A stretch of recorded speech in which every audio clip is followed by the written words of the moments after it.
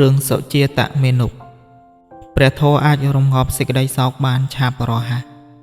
ការព្រះបរមសាស្តាពេជ្រតញ្ញាណ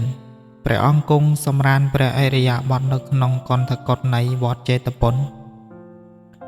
មានកដុំពីរម្នាក់នៅក្នុងក្រុងសាវត្ថីបិតាបានអនិច្ចកម្មទៅកដុំពីរនោះមានសេចក្តីសោកកដុំពីរនោះមានសេចក្តីសោយសោកស្រែកយំដំអោរាញាត្រាទៅដូចជាមនុស្សឆ្កួតបានឃើញបុគ្គលណាក៏សួរបុគ្គលនោះថាបានឃើញបិតាខ្ញុំដែរឬទេបុគ្គលទាំងនោះមិនអាចនឹងបន្តបងសេចក្តីសោករបស់កដុំពីរនោះបានឡើយដោយហេតុតែឧបនិស្ស័យនៃកដុំពីរនោះនៅបានសម្រេចព្រះសោតាបត្តផលដ៏រុងរឿងព្រះបរមសាស្តាព្រះអង្គទ្រង់ពេចពលរមិលមើលឧបនិស្ស័យនៃសត្វលោកលុះវេលាដែលបច្ចុប្បន្នសម័យភ្លឺស្រាងបំព្រៀងក៏ឃើញឧបនិស្ស័យនៃកដុំពីរនោះនៅបានសម្រេចព្រះសោតាបត្តផលទើបព្រះអង្គទ្រង់ព្រះចិន្តាថា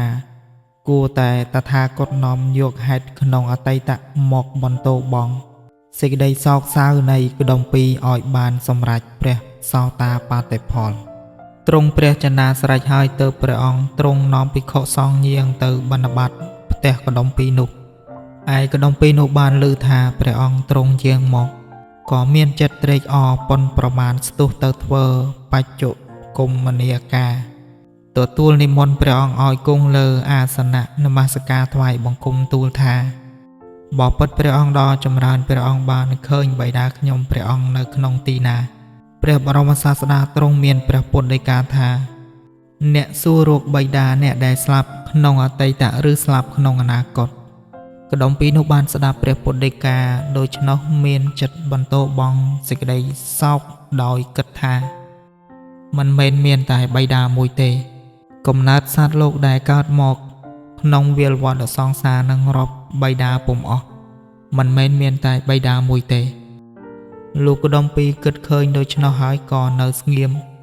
លំដាប់នោះព្រះបរមគ្រូទ្រង់មានព្រះពុទ្ធដីកាបន្តបងសេចក្តីសោក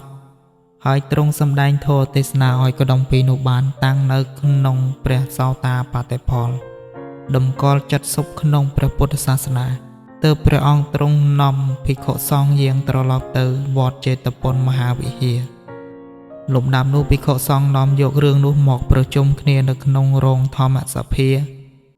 មនាលភិក្ខុទាំងឡាយអ្នកចូលពេចពិលរមិលមើលអានុភាពនៃព្រះមានបុណ្យឧបាសកប្រកបដោយសេចក្តីសោកនឹងរោគបុគ្គលណាខត់មិនបានក៏ព្រះអង្គទ្រង់ធ្វើឲ្យបានសម្រេចព្រះសោតាបត្តផលតែម្ដងគ្រានោះព្រះសាស្តាយាងទៅកាន់រោងធម្មសភាគង់លើពុទ្ធាសនៈស្រេចហើយទើបមានព្រះពុទ្ធដីកាបណ្ដឹងសួរថាមនាលភិក្ខុទាំងឡាយអ្នកទាំងឡាយមកប្រជុំគ្នាក្នុងទីនេះតើមានហេតុដូចម្ដេចភិក្ខុទាំងឡាយថ្វាយបង្គំប្រណម្យទូលនៅហេតុនោះទើបព្រះអង្គទ្រង់មានព្រះពុទ្ធដីកាថាមនាលភិក្ខុទាំងឡាយ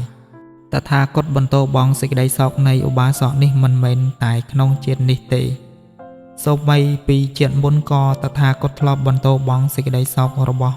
ឧបាសកនេះដ៏អស្ចារ្យដែរទើបពួកភិក្ខុអារាធនាព្រះអង្គនាំយកអតីតនិទានមកសម្ដែងថាមនាលភិក្ខុទាំងឡាយកាលខាងកំបាំងបាត់ស្ងាត់កន្លងរំលងទៅហើយមានក្សត្រាមួយព្រះអង្គទ្រង់ព្រះនាមព្រះបាទព្រហ្មទត្តសោយរាជសម្បត្តិនៅក្នុងក្រុងពារាណសីមានកហបតីម្នាក់នៅក្នុងក្រុងនោះបិតាធ្វើកាលកិរិយាទៅកហបតីនោះមានសេចក្តីទុក្ខសោកប៉ុនប្រមាណមានមុខជោកចំដោយទឹកភ្នែកស្រែកយំដើរយំប្រតាក់សិនជើងផ្កខ្មោចបិតានោះចៅសុជាតជាកូននៃកហបតីនោះជាអ្នកមានប្រាជ្ញាឆ្លៀសវាងវៃគិតរកឧបាយធ្វើឲ្យបិតាលះបង់សេចក្តីសោកថ្ងៃមួយចៅសុជាតចេញទៅក្រៅនគរបានឃើញគោមួយស្លាប់លុះគិតឃើញហើយក៏បោចស្មៅនឹងទឹកយកទៅតម្កល់ទុកនៅខាងមុខមាត់ខ្មោចគោនោះរួចស្រែកទ្រហោយំហៅគោនោះហាក់ដូចជាមានជីវិតថាចូលស៊ីស្មៅផឹកទឹកមនុស្សទាំងឡាយដើរទៅមកបានឃើញចៅសុជាតធ្វើដូច្នោះទើបស្រដីសួរថាចៅនេះឆ្កួតទេដឹងបានជាយកស្មៅទឹកមកឲ្យគោស្លាប់ស៊ីច ចៅសុជាតបានស្ដាប់ហើយក៏នៅស្ងៀមពួកមនុស្សទាំងនោះនាំយកសេចក្តីនោះទៅនិយាយប្រាប់បិតាចៅសុជាតថាកូនអ្នកនោះជាឈួតមានចិត្តប្រែប្រួលយកស្មៅទឹកឲ្យគោស្លាប់ស៊ីឯកហបតីបានស្ដាប់ហើយក៏ញាត្រាទៅយ៉ាងប្រញាប់មានចិត្តរងាប់បងសេចក្តីសោកដោយ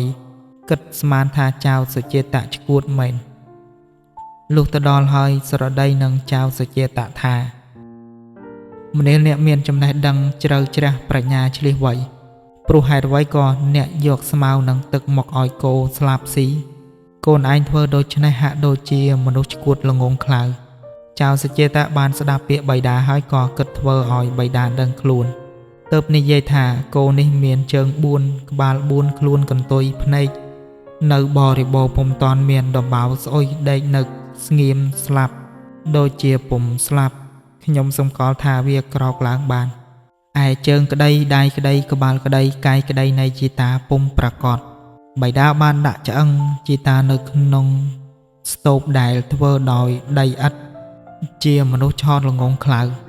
បិតាដឹងថាសង្ខារទាំងឡាយកើតហើយរលត់ទៅវិញបិតាបានស្ដាប់ពាក្យព្រះពោធិសត្វ